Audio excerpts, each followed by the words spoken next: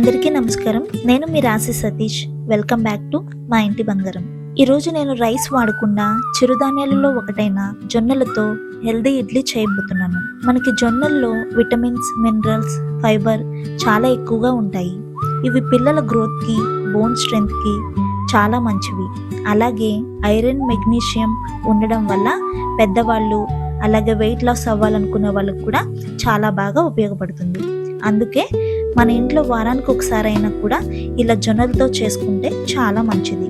ఇప్పుడు జొన్న ఇడ్లీ ఎలా చేయాలో చూద్దాం. ఒక గ్లాసు జొన్నలు తీసుకొని బాగా కడిగి 5 నుంచి 6 గంటలు నానబెట్టండి. అలాగే ఇంకొక గిన్నెలో అర గ్లాసు మినపప్పు తీసుకొని శుభ్రంగా కడిగి 5-6 గంటలు నాననివ్వండి. ఇప్పుడు చూడండి, 6 గంటల తర్వాత జొన్నలు, మినపప్పు బాగా నానిపోయాయి. ఇప్పుడు ముందుగా మినపప్పును మిక్సీ జార్లో వేసుకొని తగినన్ని నీళ్లు వేసి మెత్తగా గ్రైండ్ చేసి తీసుకోండి.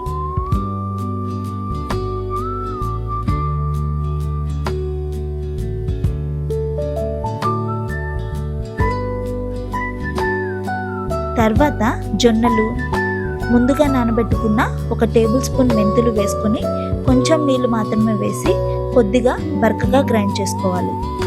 ఇప్పుడు ఈ 2 పిండిలను బాగా కలుపుకొని 8 గంటలు ఫర్మెంటేషన్కి పక్కన పెట్టండి. నెక్స్ట్ డే చూపిస్తున్నాను. పిండి బాగా పులిచింది. ఇప్పుడు సరిపడా సాల్ట్ యాడ్ చేసుకొని ఇడ్లీ ప్లేట్స్లో పిండిని వేసుకోండి.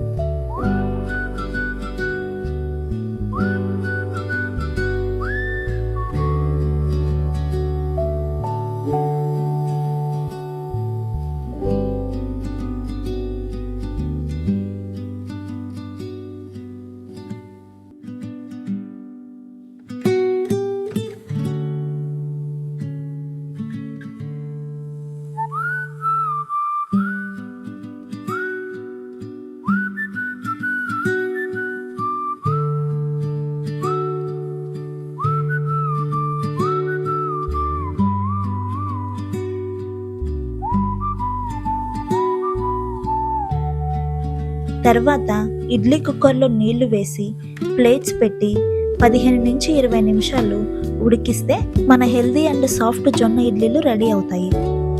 ఈ ఇడ్లీలు చిన్నపిల్లలు కూడా చాలా ఇష్టంగా తింటారు. నేను వీటిని టమాటో చట్నీ, అల్లం చట్నీతో సర్వ్ చేస్తున్నాను. మీరు కూడా తప్పకుండా ట్రై చేసి మీ పిల్లలకు పెట్టండి. ఎలా వచ్చిందో కామెంట్ చేయండి. Thanks for watching. Please subscribe to మా ఇంటి బంగారం.